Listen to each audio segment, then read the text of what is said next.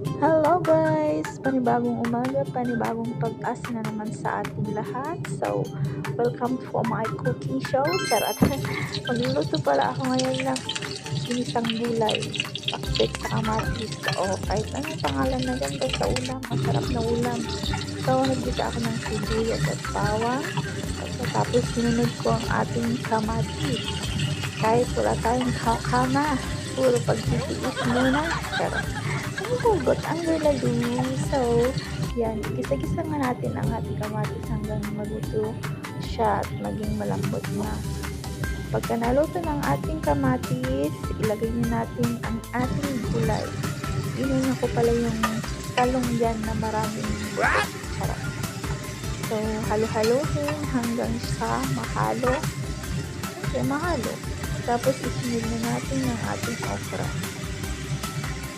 So, dahil na gawa na sa manok ang person at yung tinagos kong gulay ay hindi pa naman nagalaw. So, yan yung niluto ko.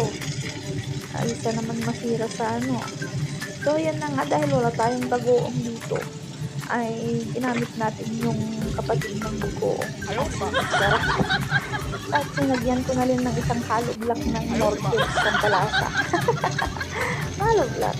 Tapos sinagyan natin ng konting tubig para maluto ang ating mga gulay-gulay. So, solve na naman ang ating siyang. Marami na naman itutumbang kanin. Sabi nga, diba? O, diba? Takpan natin konti para maluto ang ating gulay. Makulay ang buhay. Makulay ang buhay.